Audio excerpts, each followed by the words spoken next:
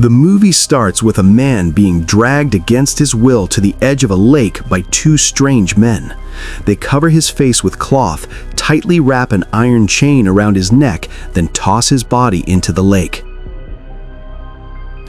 Years later, two couples are on a road trip to a remote village to visit the house that used to belong to Cindy's parents. After a lengthy drive, they finally reach Cindy's house and quickly bring their things inside.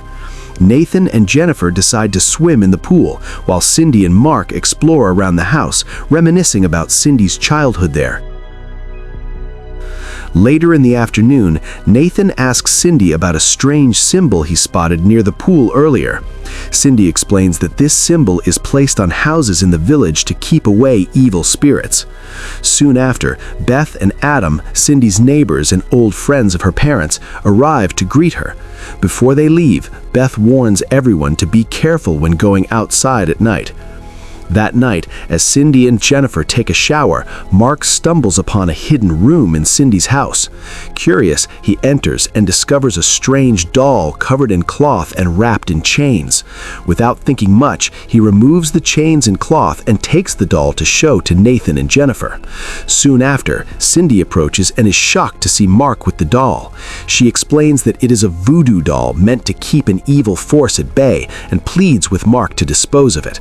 To avoid upsetting Cindy, Mark immediately throws the voodoo doll into the lake. Later that night, Cindy has a terrifying nightmare where she sees her father in the old church near her house. In the dream, her father apologizes for something, but then a masked figure appears and starts attacking both him and Cindy. The next morning, Cindy, along with Mark, organizes the papers needed to sell the house. While going through the documents, Cindy shares that the land was initially purchased and owned by Nathan's grandfather. He brought people, including Cindy's family, to settle on his land, asking them to help take care of the plantation he established.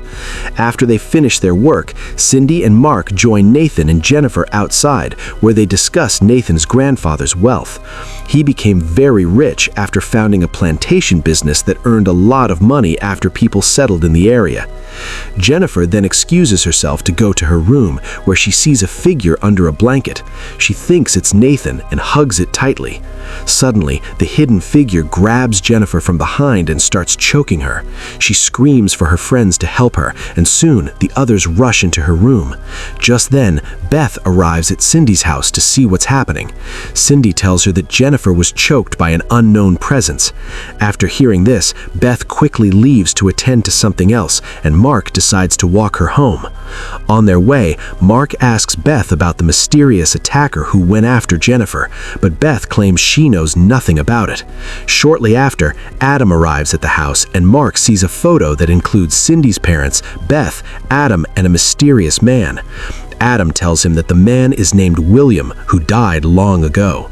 When William is mentioned, Beth becomes very angry and says he was an evil man who wanted revenge. Adam then urges Mark to return to Cindy's house, and as they walk back, Mark tells Adam about the strange doll he found at Cindy's house. It was covered with cloth and iron chains, and when he uncovered it, Cindy got scared and made him throw it into the lake. Adam is shocked and realizes that Mark carelessly opened a spell that contained dark magic. It was made by Cindy's father to protect her from something evil. Adam hurries to the lake to retrieve the doll, but he is attacked by an unknown figure there. At the same time, Cindy decides to go for a jog around her house. When she passes the lake, she is horrified to find Adam's lifeless body. She quickly tells the others about what she discovered. Together, they go to Beth's house to inform her about Adam's death. They suggest she call the police to investigate, but Beth refuses, believing that William's spirit is behind it. But she doesn't explain why William hates them so much.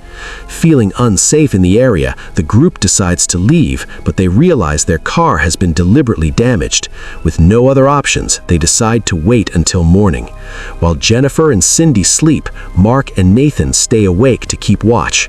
As Mark checks around the house, he finds a room filled with old newspapers detailing the dark history of the area. The articles reveal that Nathan's grandfather was running an illegal drug operation disguised as a religious community, with William acting as the leader of the community.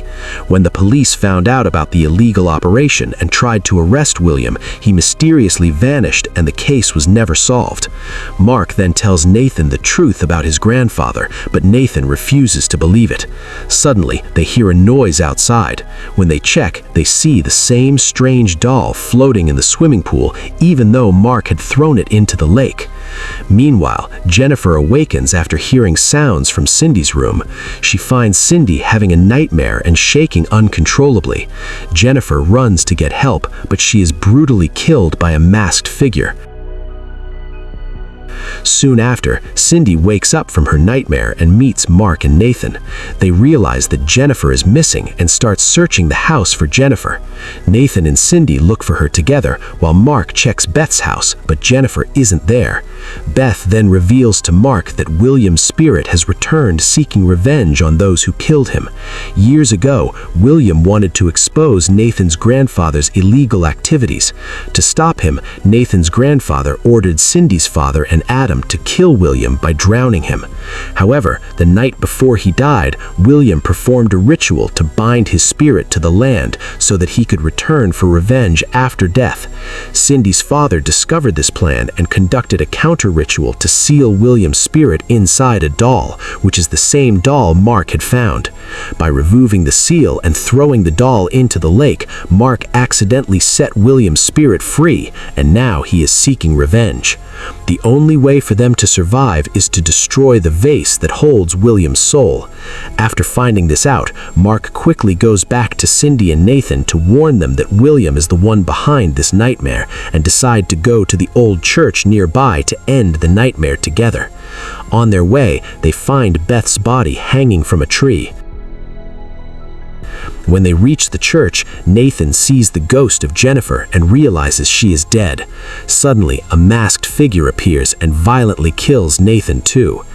Inside the church, Cindy and Mark find a small vase in a crack of the brick wall containing William's soul. Just as Mark is about to break the vase, Cindy starts to shake violently due to William's influence. At the same time, William's spirit tries to choke Mark too.